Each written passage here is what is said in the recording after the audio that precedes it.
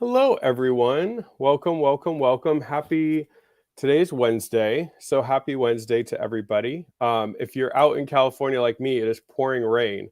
So for us Californians, it's like a storm, which I know to some other people you would laugh at that statement because it's probably way worse than what I am dealing with. But welcome, everyone. So it's good to see everybody. So as always, please in the comments, go ahead and announce yourself. So I always like to hear who is joining us. So Amanda, if you could kind of throw into the chat and welcome everybody and have everybody go ahead and kind of announce where you're joining from. Matt already says what's up. What's up, Matt? Such a friend to this program. We enjoy you. Liz McIngvale will be here. She's just running a little behind, but she's going to jump in as soon as she can. So we'll definitely have Liz joining me today. It won't be me solo. So hi, Amy from Wisconsin. Welcome, welcome. So I'll just introduce myself for a second. So my name's Chris Trondsen. So as many of you know, I have OCD, and like many of you, struggled and suffered without a name. Spent many, many years in the prison, what we call our mind when we have OCD, just really dealing with all different subtypes. So I'd say from a little kid, it started around a lot of moral stuff, wanting to be honest, not wanting to have people mad at me, kind of checking to make sure I did things perfect, didn't like stains on my clothes. But then it moved to pretty intense contamination, magical thinking, and checking when I was in high school. So I had a big fear of my mom dying or something bad happening. And then as I got older, it turned into sexual intrusive thoughts and harm thoughts. So harming strangers and family members. And then finally, once I left treatment, I really started struggling with relationship OCD because I hadn't been in a relationship while I was sick. So really, really struggled with that. And then perfectionism. So I'm always, totally recognize that OCD jumps around. So I think that's a big part of recovery is being prepared for the new things that OCD tries to throw at you. But I was able to get good treatment. I consider myself in remission. And the way I think of remission is every day my choices are made because I want to do something and OCD never factors in. So that's how I always kind of word it. And then I went full circle, became an advocate, and now a licensed therapist here in Orange County, California. So, welcome everyone. As always, I'm going to kind of share from my personal perspective, and I'm also going to share from my clinical perspective. So, today is an Ask the Expert. So, this is all about you. All about you. So, this means that we're going to be answering your questions. So, we do have some questions that are pre submitted. So, I'll kind of pull those up. But a lot of the questions are going to come from you today. So please, everybody kind of jump in with any kind of questions you have. So the questions can be about anything, like, are you struggling with a certain subtype? Are you having a hard time finding treatment? What is going on that's making you kind of struggle? And I want to just be able to answer those questions. Liz and I want to give you some answers so that you can feel that you're not kind of living alone, not knowing what's going on and kind of dealing with it all yourself. So, like I said, please make sure to put your questions in the chat. And welcome. I already see some other people have welcomed where they're from. So make sure. There she is. Liz is here. Hi. Sorry, Hello, guys, hello. running late. Good. How are you? Hi, Chris. Good. So we have My Amy government. from Wisconsin. We have Moonchild and Rika. We have Pamela from Delaware. We have Josh from Massachusetts. Matt saying what's up. Dave is saying what's up. We have Bradley from Canada. So I did like a long introduction of myself. I felt like we hadn't done it in a while. So why don't you introduce Good. yourself and all? All right. Yeah, I'd be happy to. So hi, my name's Liz McIngvale. I, like Chris, am an OCD advocate. First and foremost, have been doing advocacy for, oh my gosh, I think over 15 years now or something crazy, which no, almost 20 years. Goodness, aging myself. So it has been an incredible journey, and that's where I got connected with IOCDF, where I now serve on the board. And then I am the director of the OCD Institute in Texas. So we are a residential and PHP program for adults, and then we see children, adolescents, and adults for outpatient as well. So I oversee our clinical work here. So Chris and I really come to y'all with like personal lived experience, but we also come from an advocacy perspective and then a professional perspective where we cover the whole gamut, because Chris focuses more on outpatient and intensive outpatient, and then I'm more on the higher levels of care, PHP and residential. So it's really fun, and I feel like it gives us really good opportunities to, sometimes we debate, sometimes we both answer, we add on, and you name it. So just excited to be here. And really, I think Chris and I'm excited for the conference. It's weird once we start to hit spring, I start to be like, conference is coming. This is so exciting. But Chris and I had so much fun at the conference last year. And the thing we kept saying is so many people came up to us and talked about how our live streams have impacted them or how they watch them. And we got to meet them in person. And that was just so meaningful to us. So we just love, love, love this work that we do. Yeah, no, I think that's the most exciting part is, a bunch of people came up to us, like Liz said. And then the funny thing is everybody, when they saw me, they're like, "Where's Liz?" And I was like, I was like, "I promise she's here." So it was cool to see everybody. And yeah, always excited to see everybody on our live stream as well in person. I'll make the quick announcement. So we have a couple announcements that we always want to make sure that we throw up there. So the first one is always remember that these live streams are intended to serve as educational purposes only. So that means what we really want you to do is to be able to feel like you can come, ask questions, but realize that what we're kind of thinking about is how Liz and I think, how can we kind of get you to evidence-based care? How can we support you in between sessions? But I know sometimes people have difficulty finding treatment, but treatment is really what you need, somebody who works one-on-one with you. So always remember, you can go to the IOCDF's directory at iocdf.org/find-help. That's a good way to get some help. If you are in a crisis or you're feeling suicidal or unsafe, you can go to your local emergency room, call 911, or now you can call 988 here in the United States. So what that's going to do is going to get you to support system and care that they can support you much better than we can. And then lastly, we want to have a safe space as possible. So always be kind to everyone. And remember that this is being broadcast. And our big announcements is obviously we know we have the Faith in OCD conference coming up in May. So make sure that you go to iocdf.org/conferences, as well as you'll hear about registration opening up for the July conference, which is in San Francisco this year in person. And don't forget, there's also affiliate walks that are coming up in the United States, but we usually have some globally as well. So those are in June, which are supporting the IOCDF and all of their missions. So make sure to look out for a local walk or start a local walk. Totally. The Faith Conference is coming up sooner than I thought, because everything is, but it is such an incredible conference, and it's something I'm just so proud of. Katie O'Dunn has really taken the lead on Faith in OCD, and one of the things I want to say is that to watch this foundation and the way we serve the community grow has just been so incredible. And I really want to attribute so much of it to live streams and the live work that we do, because it's allowed us to understand needs that previously, like a lot of us saw, we would try to tell people how important it was, but it was hard to voice it and for people to understand it until we really started doing these live streams and saw the need. And that is an area that has just taken off and is so big. And then Tom Smalley, one of our other incredible advocates, has done so much work in anxiety in athletes. And so I always just say that because I want us to know that there are so many legs and branches of IOCDF. If y'all join us for these live streams, thank you. We love it. And this is not the only thing the foundation does. So get connected with IOCDF because there is a place for you. And I know for me and for Chris, the community and feeling connected has been such a big part of our recovery.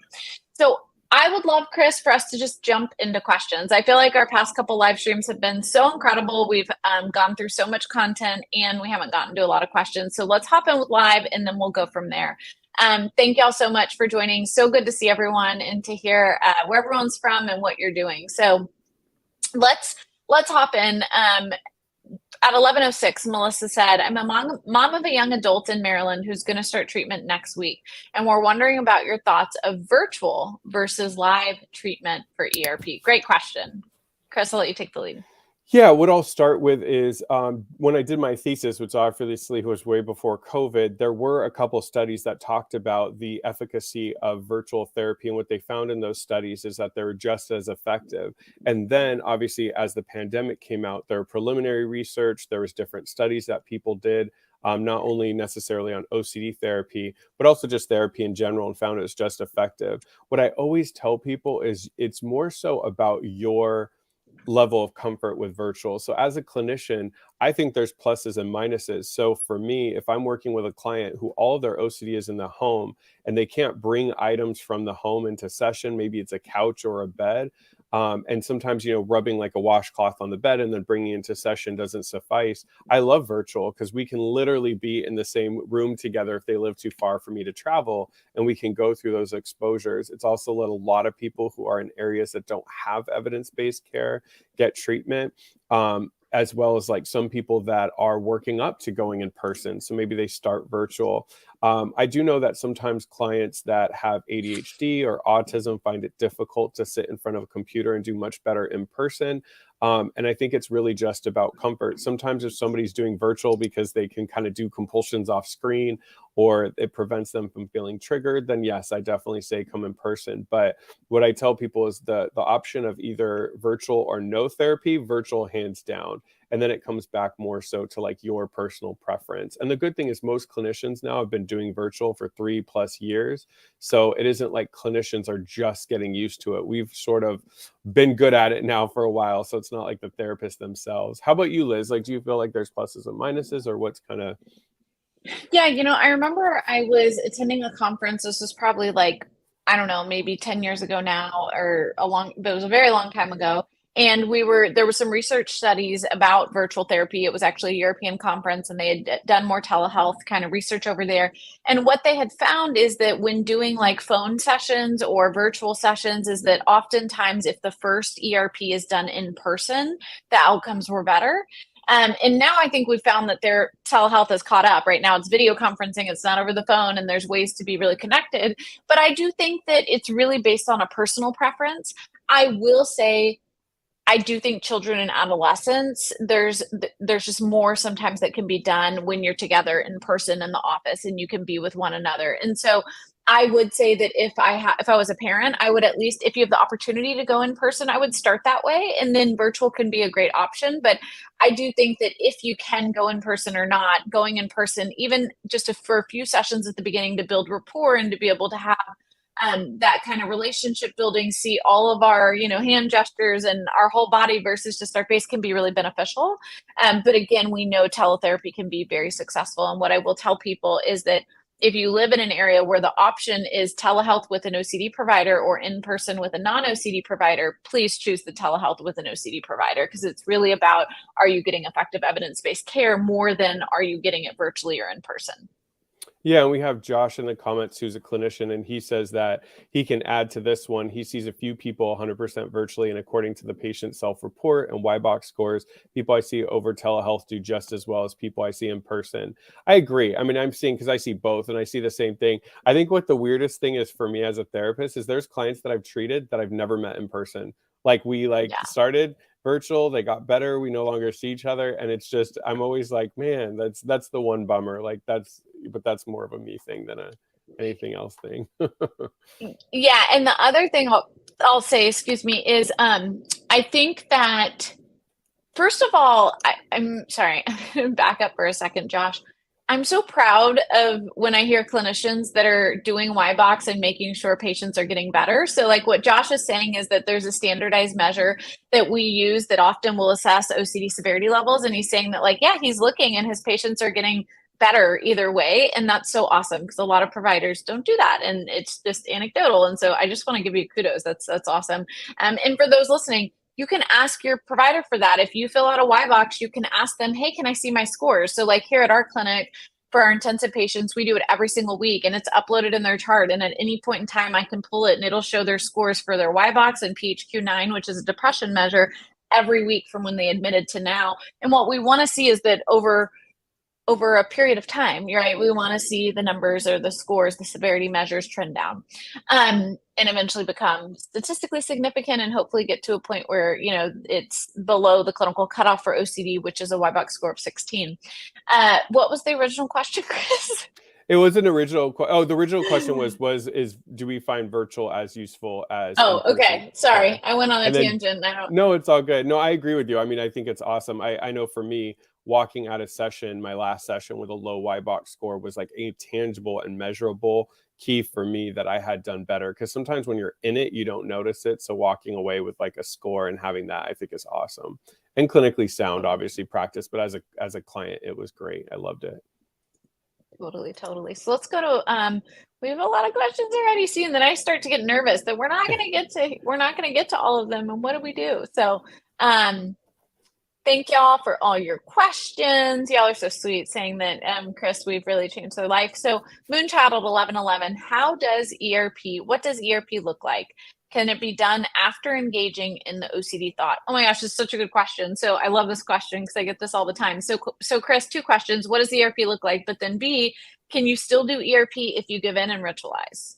Yeah, so the way that I like to look at exposure response prevention is all of our lives have been altered because of the disorder. We start making choices based on fear, and that looks like a lot of avoidance or a lot of compulsions, a lot of rumination, a lot of checking with our family members, a lot of reassurance seeking. So what the disorder is doing is it's having you no longer kind of just live your life, it's having you live your life according to your fears. And so what ERP asks you to do is it says, how can we get you back to life? So an example is like, oh, you don't drive anymore and you're doing everything from home. You're ordering food to your house. You're, not going out with friends. You're doing everything virtual because you're afraid of hitting somebody with your car. Well, slowly and collaboratively with a clinician, you're going to work on getting back in your car and driving. And the response prevention component comes in while you're driving. We're going to drop any of those safety behaviors and compulsions that make you feel like you're safe, but are actually reinforcing the original fear. And what happens is if we're consistent and we really turn it into a lifestyle, over time, that client that I'm kind of giving the example from is going to get comfortable driving and recognize that there was never any fear in the first place, and that it was only brought on by the doubt and the uncertainty that the disorder brings. And do you want to answer the second part or? Yeah, I would love to. So I get this question all the time. And where I see this come up a lot, you guys, is people will say things like, a lot of my rituals are mental rituals and they're just a habit or they just happen, right? So sometimes people will say, like, I just do this ritual really quickly, or I find myself just giving myself reassurance. And then what can I do? Because I've already ritualized. And the reality is that you can always undo a ritual. You can always undo a ritual. So I tell people, right, if I go wash my hands, even if it was for an OCD hand wash, or maybe it wasn't, but it made me feel better because I went to the bathroom. It wasn't an OCD hand wash. It was because I went to the bathroom, but it actually also erased the contamination exposures I had done. I can go retouch those contaminated items. I can recontaminate. I can re-engage. You can do the same with mental compulsion. So if you give yourself reassurance of, if I'm triggered that, what if I said something inappropriate and Chris is upset with me? And my initial response is like, no, he would tell me if he's upset with me. Or, even if I said something wrong, Chris would understand. I can respond with that uncertainty statement of like, oh, but I guess I don't know for sure. Or, yeah, and there's no way of knowing, right? So if you find that you do a ritual, external or internal, and it really relieves that anxiety right away, lean back into the anxiety, right? So again, it's all about the function of our behaviors. If we're engaging in a behavior to try to reduce anxiety, to try to feel better, we want to reapproach, right? We want to lean back in. Absolutely. Yeah. No, I always tell people it's like just because you gave in also doesn't mean you have to finish the compulsion. You could stop at any time and jump into the treatment. So well Totally. said. So next question at 11:11 from Natalia. Please give any advice on how to make a young and very intellectual lady to admit that she's struggling with OCD and how to make her be willing to go through the therapy. We get this question so much, but when you see people struggling, you care about them, you want to help them, but they are in denial or not willing to seek treatment. What do you do, Chris? Yeah, well, I would say the first thing is a lot of times the reason I hear the individual isn't admitting they have OCD is it's either A, their idea of OCD is what we see in the media. So they don't even know they have OCD because of the fact that they don't have the kind of like the traditional or typical symptomology. And then the second thing is there's so much reassurance and enabling going on in the household. And because of all that accommodation, the person doesn't think it's a big deal. So a lot of times family members will come in and say, my loved one won't admit they have OCD. And when I go through all the different family accommodation that the family's doing, the family's altered the whole lifestyle in the house. So it's accommodating the OCD. So when you have OCD and everybody's accommodating, it doesn't feel like a big deal. And a lot of family members are afraid to say like, hey, I'm exhausted or tired from helping out with the OCD because they don't want to hurt their loved one's feelings, rightfully so. So the person doesn't really know they have it. So what I always like to do is education is going to be the first key. And if you know your loved one's subtype, specific education on that subtype will help. And I always say, find the medium that they consume the most. So if your loved one would never read an article, don't shove articles down their throat. They won't read it. But if they listen to podcasts or YouTube videos or would follow somebody on Instagram that has it, that would be kind of like the first step. And it's also, making sure that you're starting to pull back accommodation, or if you don't have a clinician, and maybe pulling back accommodation would cause a lot of turmoil in the household, at least say, look, I'm only doing this to to decrease the stress you're going through because of the disorder, but this isn't behavior that I do without somebody with OCD. So I just want to let you know this is accommodation. So the first step is awareness, I would say. And then do you want to jump in, like maybe about how to be more willing to do therapy? No, I mean, I think I start with awareness and education, and what I have to remember is that we cannot force someone to do treatment. And actually, if we force someone into doing treatment, then they're going to be resistant and not ready. And what we don't want to do, we talk a lot about this, is Chris and I think, are on this like anti-ERP doesn't work campaign. That's what we call it, Chris. But like, right, we're trying to help people see that like there is rare occasions ERP doesn't work, but ERP is actually one of the most successful mental health interventions, and it helps a majority of people with OCD. But it has to be done at the right time. The person has to be willing to do ERP, and they have to be able to fully engage, if that makes sense. And so I don't want to push someone into treatment if they're not ready. And so for me, I have a really slow approach of like education, resources, and I'll send them links to like watch some of these videos and hopefully be able to have some inspiration and hope that that can help.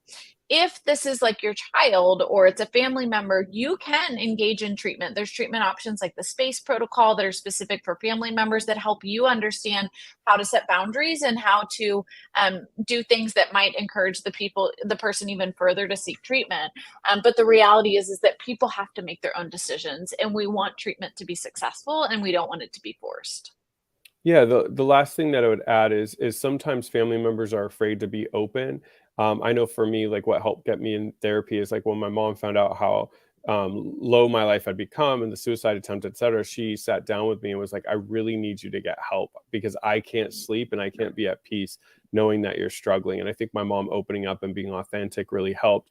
There's also dispelling myths. I mean, like Liz was just saying, I was at the BTTI, which is a training for therapists, ran by some of the top OCD researchers. And this one was for pediatrics, but they were showing studies that, 85% of people in these studies were getting better using ERP. And then if they accompanied it with medication, even higher numbers. So it does work for most people that have OCD. So it's bringing her to a specialist. And just like Liz said, make sure it's somebody that has done this for a while. And if I ever get somebody in my office that is not ready for therapy, I don't start therapy. I start to kind of really understand like how their life has altered. What are they missing? What would their life look like different if they could get help? And at least just giving them support for all the stress they're going through. So make sure you find somebody that will work at a pace that your daughter's ready for. Totally. Matt, yes, the Faith and OCD conference will be virtual, and we hope that you'll attend. It'll be amazing. Bastian, at 11:12 a.m., how to handle a bad relapse. I feel like it's even worse than my first episode, and I don't know how to get through it. And this is something that really hits home for me because I know I was in the same boat when I first went to treatment. I was 15, and I relapsed when I was 17. And I always say that when I relapsed, I felt like it was worse than the first time because I think that the first time I didn't even know there was treatment. And so I didn't know I could get better. And once I got treatment, I really engaged. But the second time I was battling with two things. It was bad OCD, but also really low motivation because I was in this kind of stuck in this rut of like, well, if I'm always going to struggle, what's the point? Like, why should I do this treatment if I'm going to be back at square one? And so I was feeling like just more depressed. I was having a lack of motivation. I was feeling apathetic in addition to struggling with OCD. So I don't know if Bastian, you're in a similar situation, but what I will tell you is that treatment doesn't have to be like this roller coaster of I'm better and worse, highs and lows, dips and whatnot. And it can be stable and it can be permanent part of your life, but we have to lean all the way in. And so I want to encourage you to say, okay, what did I learn in the sense that where was treatment really successful, but what was I holding on to? Where did I not fully lean in? And this second round, can I lean in so that I can get full freedom? And so let's really change the narrative instead of like, it's worse and I don't know what to do, to like, okay, like what can I learn so that I can not just get through this, but I can get through this even stronger than the first time I did treatment. But Chris, what are your thoughts or what to add? Yeah, I think sometimes when we hit a bad relapse, because OCD is so black or white, we go straight to, oh, great, I'm starting all over again. But it's not true. You have so many tools that you use that help keep you in such a good place for so long. And then sometimes it's circumstance. A lot of people had bad relapses during the pandemic. Other times there's things going on in people's lives or we've kind of slipped with our tools. So go back to the basics. Remember, whatever OCD is telling you is happening, the content of the messaging is no different from the content if it was a different theme back when you first got better. Don't let it, make you feel like you have to start over because it's a different subtype, but just go back to the basics. Create a new hierarchy with things going on personally for you. Start with ERP with the lower things on the hierarchy. Make sure you're processing the learning you're getting from the treatment and get back on your feet. I know for me, whenever I've had slip ups or relapses in the past, it was a lot easier to get over that fear than I thought because of the work I'd already done and because my brain was already primed to do ERP. Yeah, it's true. And sometimes I call it like a booster session. Like, okay, like we kind of fell off, we need a boost, but like we don't, the basics, right? You have the core info. It's kind of like having muscle memory and rebuilding that muscle again at the gym versus starting from scratch. Next question at 11:12 from Holly. What is the difference between real event OCD about traumatic events that have occurred in the past and PTSD? Is there some overlap there? What do you think of EMDR alongside ERP therapy? Why don't I answer the first half and then you can answer the second half? So what happens with OCD is sometimes OCD can latch on to real life events. So an example would be like, let's say somebody did experience some sexual assault and they're in a support group and everybody can relate, but the OCD starts to have added kind of features. So this is something I've seen with a lot of my clients that have both PTSD and OCD. So for instance, if a client experienced some sexual assault with somebody who was wearing a red shirt, suddenly the client didn't want red in the house. They wouldn't let anyone come in the house with red. They didn't like Christmas anymore. They got rid of any jewelry or any clothing that had red. And when the question was like, oh, does it bring up flashbacks? Does it bring up something terrible? They were like, no, but I am afraid that it might down the road. So that was really where the OCD kicked in. The OCD was saying, get rid of everything because you don't want to experience those thoughts again. So it wasn't that obviously the client's past real event, PTSD rather, traumatic event didn't happen. It was just the OCD was latching on. And this client had done really, really good work for PTSD and was like, Chris, I'm really not experiencing any kind of PTSD symptoms from that event. I feel like I've healed, but the OCD won't let me heal because it keeps tapping me on the shoulder and is like, what if it comes back? What if it comes back? What if it comes back? So obviously the treatment is not to re-trigger somebody's trauma. That wasn't it at all. It was just recognizing that the OCD had come in and was trying to act like it was protecting her to create a space around her that would prevent her from ever having to have any bad thoughts.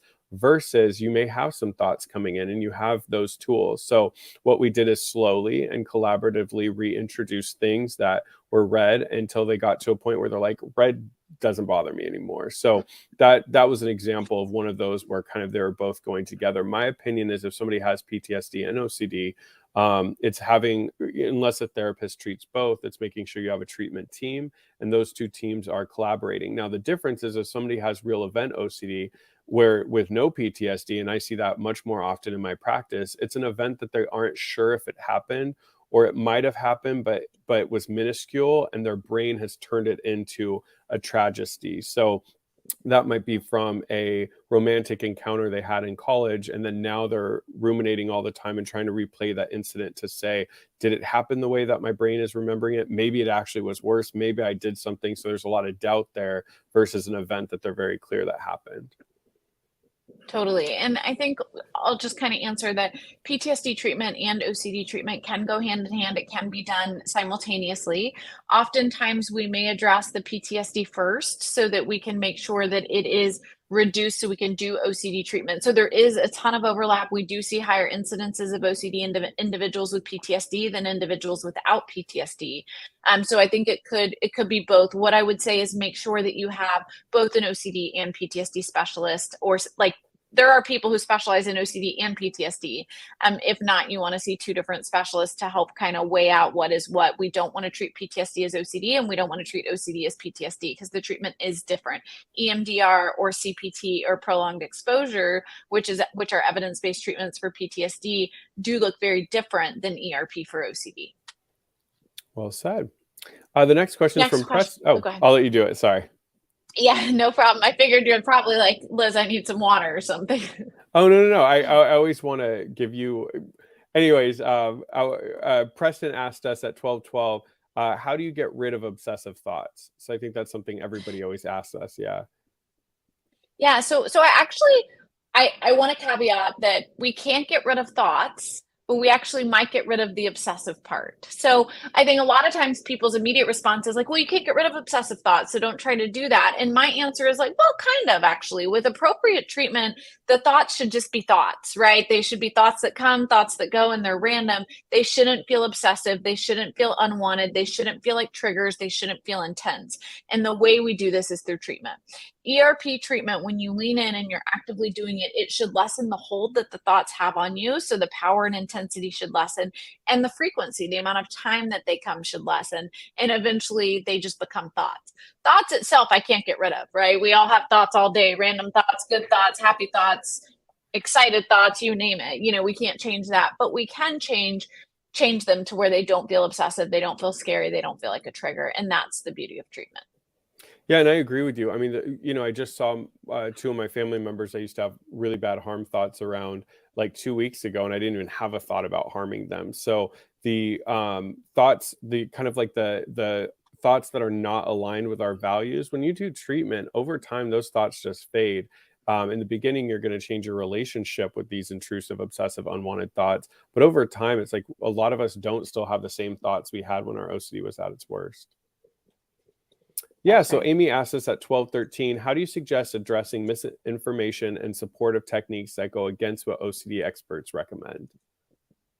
Yeah, so I don't know, obviously I don't have all the context. So I don't know if you are living with OCD yourself, but first and foremost, even OCD experts can say things that aren't in your best interest. I did it this morning with a patient, right? So I was sitting with a patient, we were talking about OCD, and I gave an idea of what she could potentially do for an exposure. And she said to me, well, actually, for me, that would be confessing, Liz, and would be a ritual. And so instead, I'm going to do it through a script, because if I say it out loud, I might get some reassurance. And it was like, good for you. Like, you're right. Like, and so I'm just saying that in the sense that even if we're an OCD expert, it's actually up to you, if you're the patient with OCD, to sit back and say, would that be a ritual or not? Would that be serving my OCD or fighting my OCD? Like, is that to try to make me feel better? What would the function of that be? Just because I could give Chris 10 rituals, I can give you rituals too, but I could give Chris 10 exposure ideas, and he could say, well, actually 2 of those would be a ritual for me, Liz, right? Because OCD can turn anything into a ritual.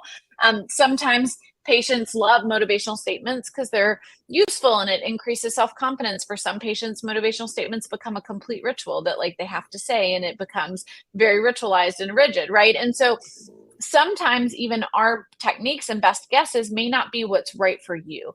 And I say that just because we talked a little bit about this last week with John Hirschfeld about how even exposures, they shouldn't be designed by the clinician. They should be designed by the patient. And so as a patient, I want you to always think, is that going to fight my OCD, or is that going to add fuel to my OCD? And that's really up to you, because it looks different for everyone. When you're receiving misinformation or support that goes against what experts recommend, I think the way you approach it depends on who it's coming from, right? If it's coming from a family member who's like willing to ritualize with you, you may approach it very differently of like, hey, Chris, like, I know you love me and you're trying to help me, but like, actually, this is just feeding my OCD right now. Here's the way you can support me that will be healthy for me, right? So being able to let someone know why it makes sense that they're doing that, and why like you appreciate them trying to help, and why that won't help.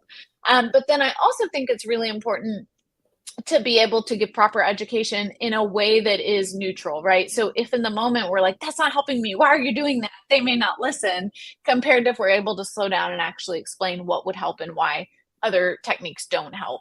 And so again, I think it's relative. I can't answer the whole question because I don't have all the context of like, who are we talking about? What would that look like? And what are they saying?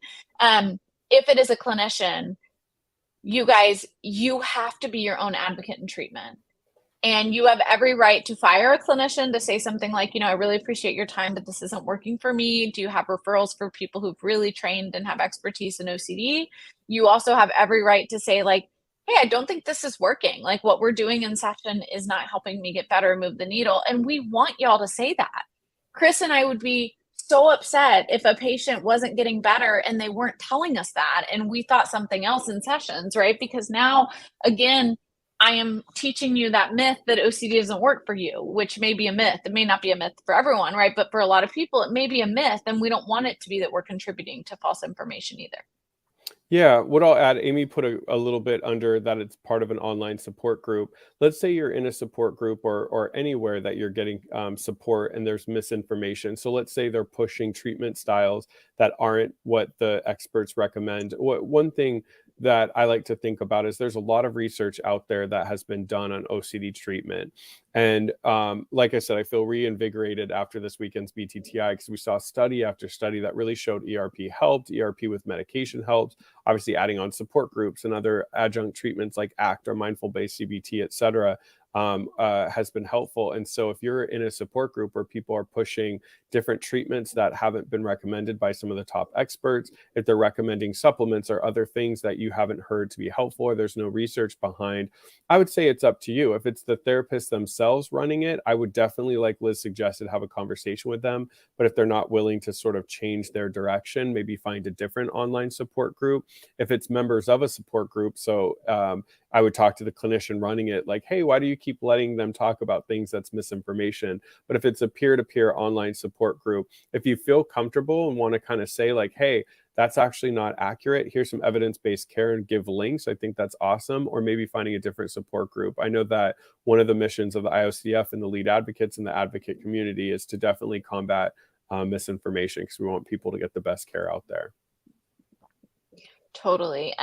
Let's kind of keep going since the next related question from Bradley. I've been trying to educate my family and friends to OCD in various areas of OCD that I struggle with. A lot of the areas I feel like they don't understand and they think, well, that doesn't make sense and isn't rational. Any recommendations about effective ways to educate family and friends on OCD? Yeah, I always go back to finding out what kind of media they consume. It wasn't an OCD study, it was a different study. And then it was a podcast that I listened to.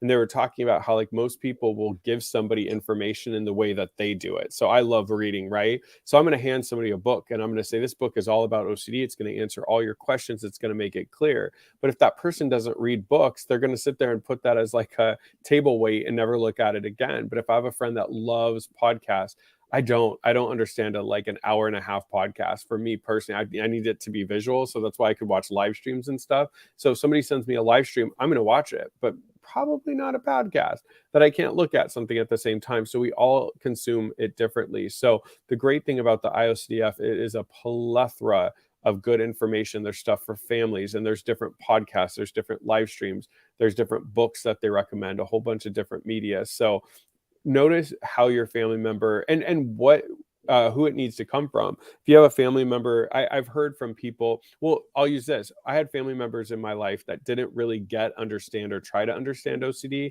And it wasn't until my mom and I spoke at USC as a keynote for one of their events that my family believed us because they respected the institution. They respect higher education. So that was what it took to get my family on board. So same thing to you is what medium does your family need? Who does it need to come from? And can the IOCDF or other reputable organizations provide that for you?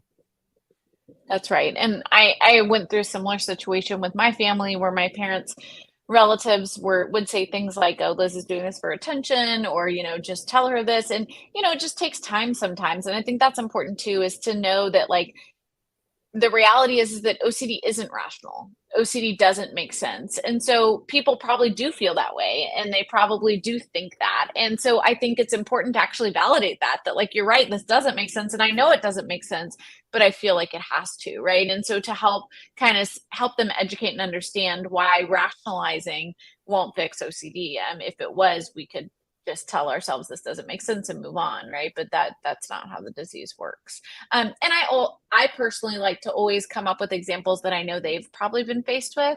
So I might say things like, hey, like, if you haven't heard from someone, have you ever been in a situation where you're assuming something bad's happened to them and you get really anxious? And then has there ever been a time where you realize, like, that was totally unfounded anxiety and made no sense, right? They were just getting a massage and their phone was off. So not only were they fine, they were like totally fine.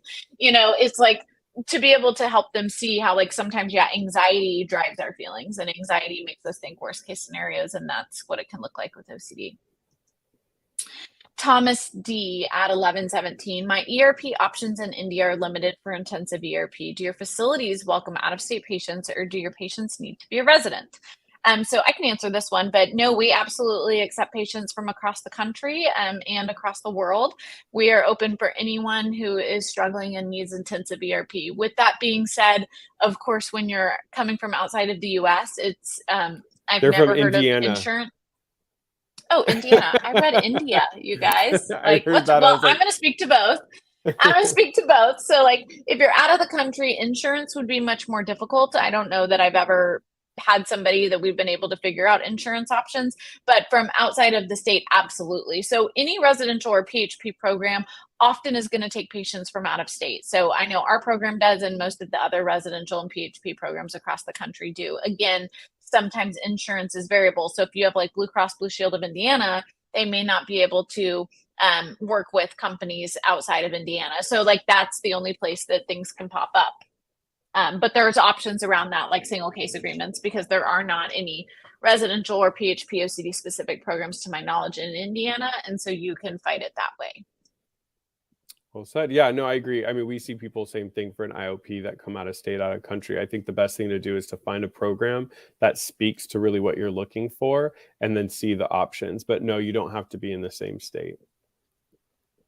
Yeah, I can read the next one. It's 1217, Amanda. It's Rika, how to handle anxiety or possibly OCD friendship where my daughter feels she has to constantly talk her friend off the edge in situations. Otherwise, the friend will not be well or not come on the trip, not come to school, etc. She asks why they are not friends. Why do I, as a parent, step in and how? So it sounds like basically the Rika's child has kind of like that hyper responsibility and feels like they always have to step in and talk their friend off the edge when they're struggling and feels hyper responsible.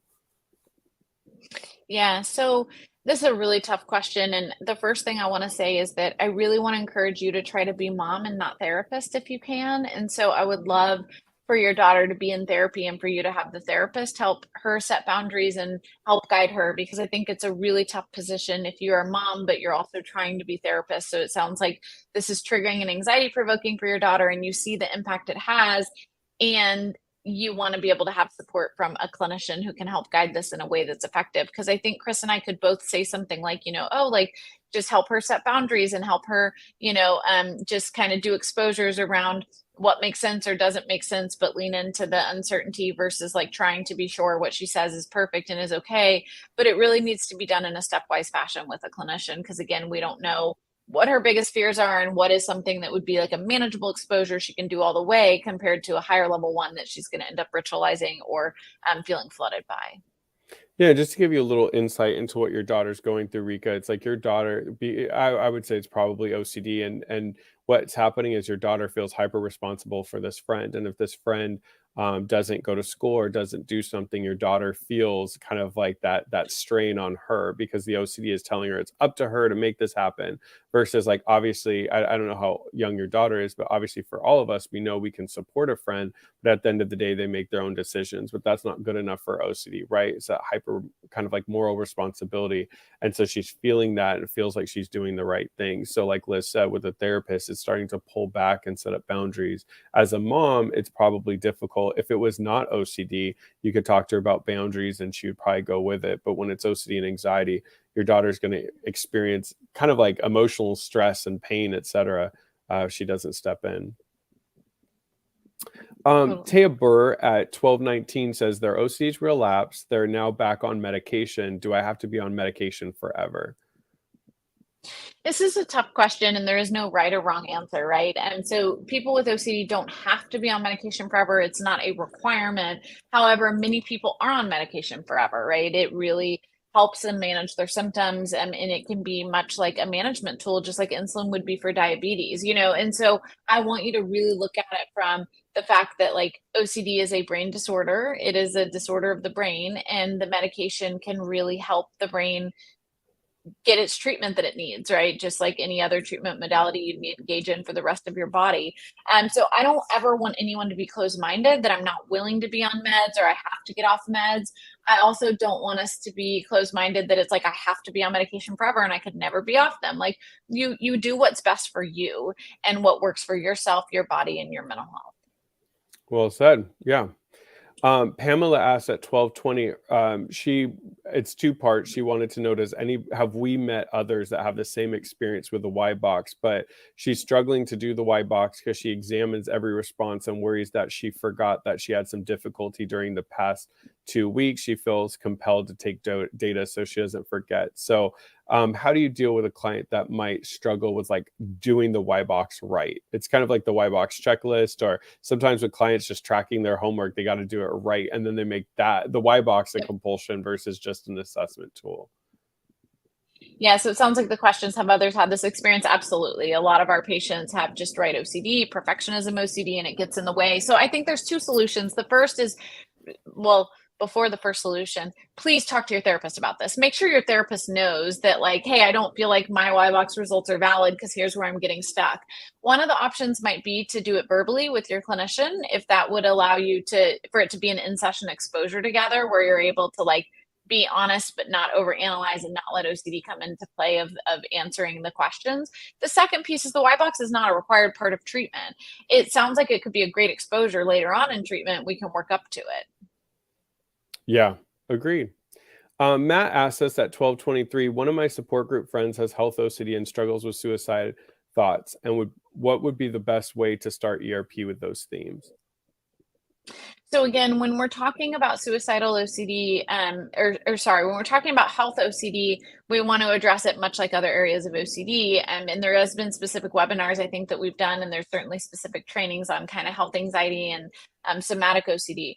When you say suicidal thoughts, I'm not sure if they're struggling with suicidal thoughts or if they're struggling with OCD suicidal thoughts. So OCD intrusive suicidal thoughts are like, I have no plan, no intent, I would never act on it, but like these thoughts keep coming into my head and they're scaring me and I'm anxious about what if I engage in this one day, or what if I am a danger to myself or others. And it's more OCD thoughts in the sense that it is not, it's ego dystonic, right? They don't believe it. They don't want anything to do with it. It's intrusive. It's unwanted, compared to suicidal thoughts where someone is considering suicide, somebody is feeling unsafe, somebody is thinking about ending their life or feeling hopeless. If that's the case, the treatment is very different, right? If it's OCD, the treatment's going to be ERP. If it's true harm thoughts, right, we need to get them help. We need to help them create a safety plan, help keep them safe. If they're feeling actively suicidal, they need to call 911 or go to the local emergency room. And so we treat it very differently from a different lens.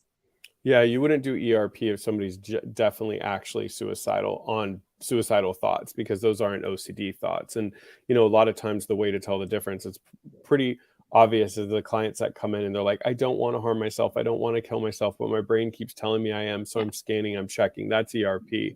But if somebody is really depressed because of their OCD, their health OCD, other aspects of their life, then you wouldn't do ERP on those thoughts per se. It's more so making sure that they're safe, like Liz was saying. What I find is a lot of times people, once they start doing the treatment on their themes and get better, if their depression was linked in with the OCD, the depression usually fades. That's right. Next question, are there any other treatments that work other than ERP?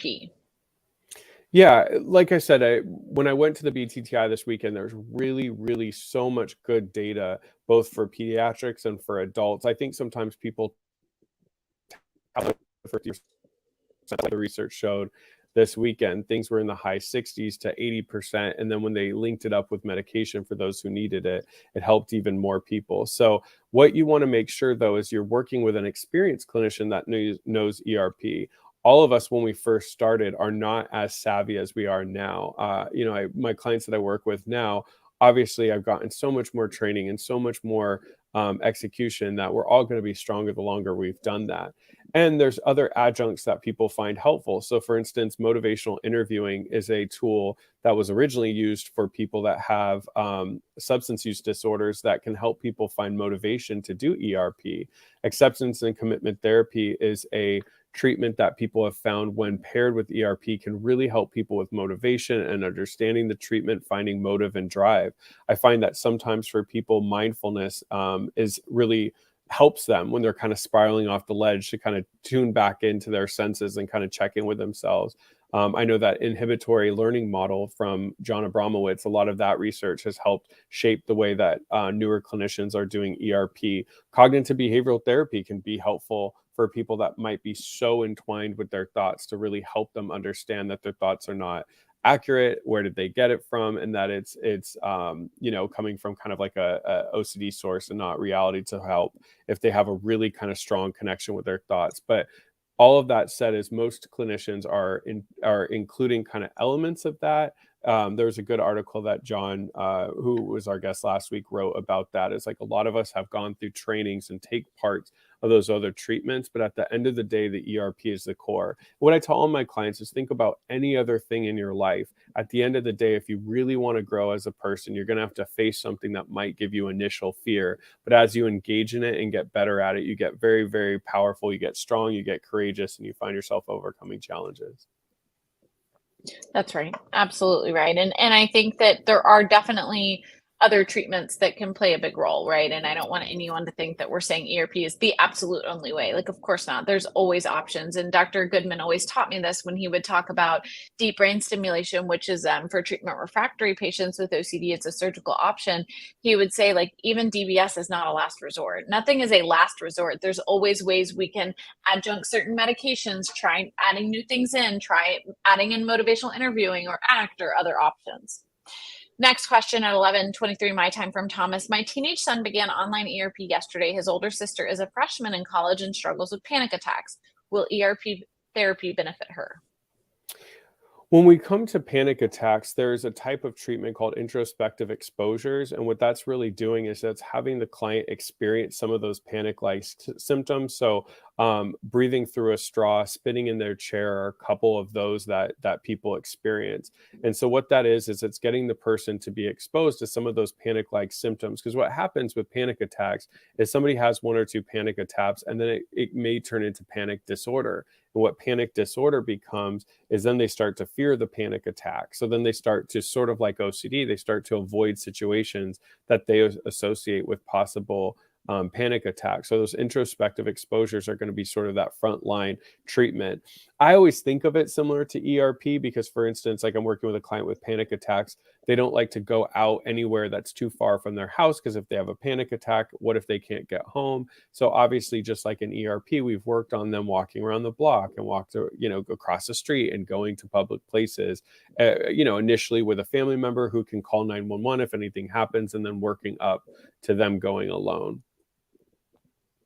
Yeah, so really we typically say like exposure therapy CBT is the intervention for panic attacks, but like Chris said, it really sounds a lot like ERP. The difference is there may not be as much outward rituals, but there is still often safety behaviors or avoidance. So it's really more of exposure therapy versus like, oh, we also have to prevent a ritual, so ERP. Great question from Gerda at 11:25. When I slip, I immediately get depressed because I start beating myself up. Maybe you can advise on ways to change this and an attitude for slipping.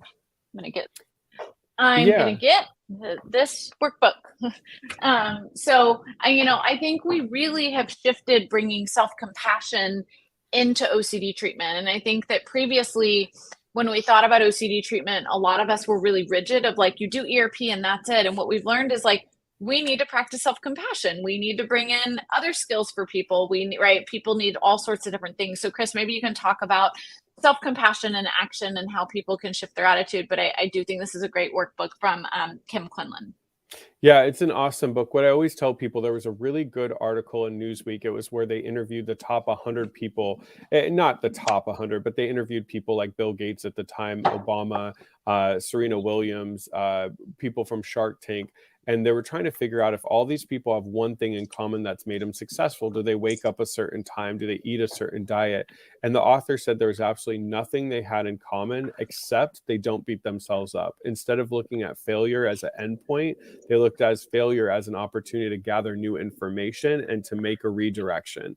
And so what I always tell clients is if you slip up, The beating self up is because your brain wants you to fix that. But unfortunately, when we beat ourselves up, our mood goes down, and then we're more likely to do those unhelpful kind of coping behaviors. So what we want to do instead, similar to the workbook that Kim Quinlan wrote, is make sure that our internal dialogue is one that is supportive, that is helpful and uplifting. If a friend of yours was struggling, you would never yell at them, right, Gerda? You wouldn't say, "You idiot, how dare you slip up? You're a loser." No, you would recognize their pain, you would validate it, and you would meet them with compassion. You are absolutely deserving of the same thing. So make sure that internal dialogue is uplifting. Now, the last thing I'll say is sometimes people get worried and say, well, I'll just be too easy on myself and never get better. As you can see in Kim's book, the research shows the opposite. The more compassion you give yourself, the more likely you are to reach your goals. So give yourself permission to be supportive versus beating yourself up because you do it for those you love. That's right. The one thing I'm going to add in really quick is self-compassion can become a ritual, right? So think about that. Make sure you're not using it as this like ritual.